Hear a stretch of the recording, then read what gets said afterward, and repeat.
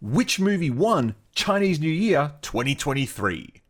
Well, the results are in. It's been almost 2 weeks since the big Chinese New Year movie releases, and this has always been a very competitive time of the year in the Chinese box office. Now, there were 7 movies set to release in China this year, but come Sunday the 22nd of January, which was Chinese New Year, only 6 movies actually got released, with the 7th one, Ping Pong The Triumph, being delayed by a couple of days. So it's not included in this video. So let's check out the results. And I can promise you one thing, the movie that's in top position is not the title that you're expecting.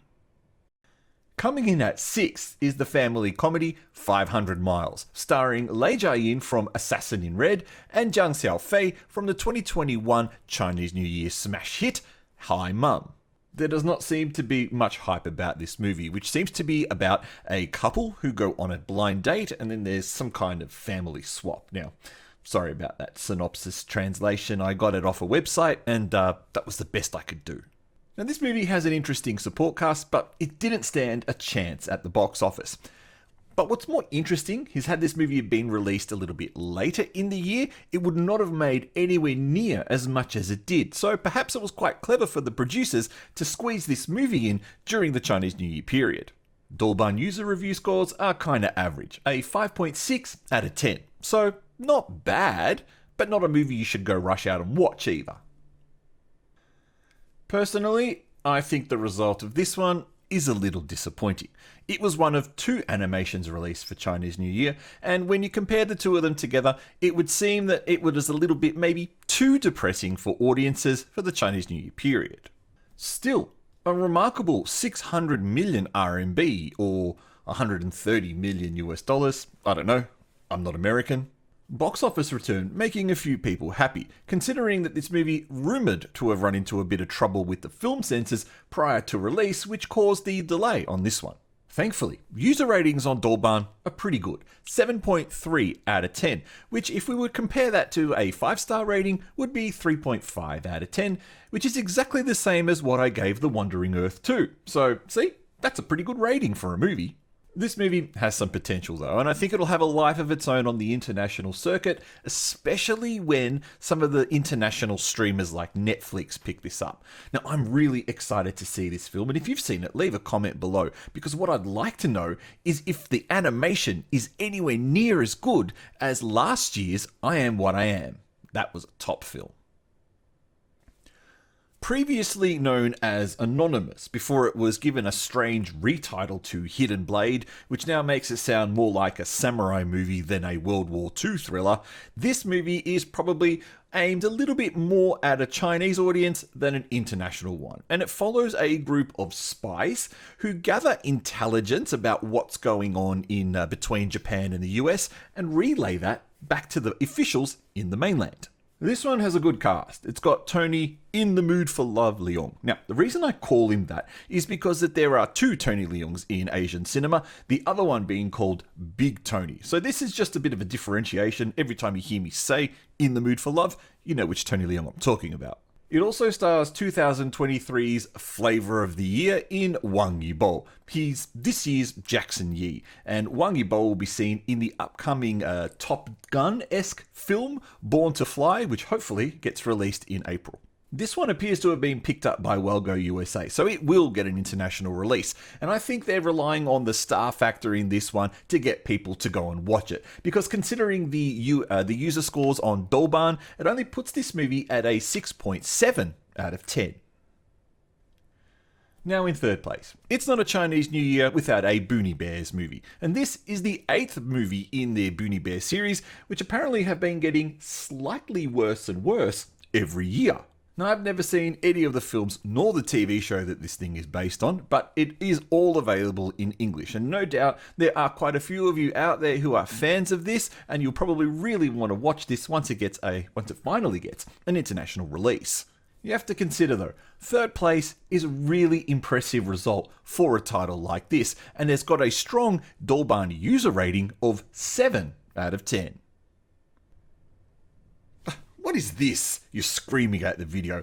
What are you talking about? This is a mistake. You have no idea. This is the top movie in the world forever. That's exactly what you're saying, right? Well, calm down. This is not an error, and this is exactly what was expected. Now, The Wandering Earth 2 had the top opening day title, but word of mouth was always going to push the movie that was in number 1 into that position and usurp this one, so this isn't a big surprise. Now, The Wandering Earth 2 is a great film. Some of you have been a little crazy by saying it is the best film ever. It's not, but it is better than the first film. Now, I gave this movie a 3.5 out of 5, which if I compare that to what Dorban rates the movie, would put it at about a 7. Now, Dorban's user rating is an 8.2, or 4 stars, so I wasn't that far off with the rating. But I think that there has been quite a few patriotic, how do I say it, overrating of this movie to prove some kind of point. But there's no need to. This movie is definitely one of the best sci-fi movies from the last few decades, from any country, and it will be recognised as such. It's well worth a watch, especially in the cinema, where the effects really shine and when the audio kicks in. However, it is close to 3 hours long, which does make it a tough one for some people to sit through. So hence, I think that once this movie hits the Chinese pay-per-view market in about a month or two, it will be absolutely massive. And then on top of that, there will be its Netflix release. So this one, total, it definitely will increase beyond what we've got on the screen. My friend in China Lion predicted this one, so a big shout out to her for getting this one right. The comedy drama movie from Zhang Yimou makes up for his disastrous 2022 entry Snipers that he directed with his daughter. That was a flop, this is not.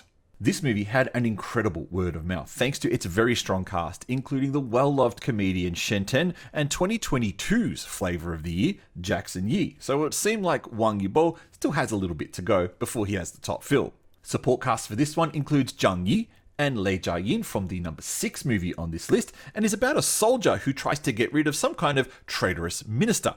This one sounds really good, and I really can't wait to watch it. Douban user ratings put this one underneath The Wandering Earth, with this one coming in at 7.4 out of 10. That's not a bad effort, but I can't help but think that the producers of the movie probably won't care too much. They've beaten The Wandering Earth, at least in its first 10 days, in the box office. And that's no small achievement when you consider the marketing difference and budgets between those two movies. The Wandering Earth 2 was everywhere. Lots of posters, lots of promotion, lots of trailers, whereas this one was far more subdued, only releasing a handful of really good, albeit funny trailers, and a couple of really nice posters. So when you put those two together, beating The Wandering Earth 2, it's a hell of an achievement. Now that wraps up the Chinese New Year 2022 box office winners. Now if you're wondering where these totals are from because you think maybe I made them up because there's no way that The Wandering Earth 2 came second, well, it comes courtesy of Maoyan.com, who are the official aggregators of box office takings in China from all reported cinemas, and their totals were accurate as of the 3rd of February 2023. No doubt a few of these movies will stay in the cinema for a while longer, so these totals will change, but we will cover that in an end of year video. Now, thank you for watching this video. Please subscribe, like, do all that other jazz that you normally do. Tell us what you thought of the results. Tell us what you thought of any of the movies that you've seen. Otherwise, I'll catch you in the next video.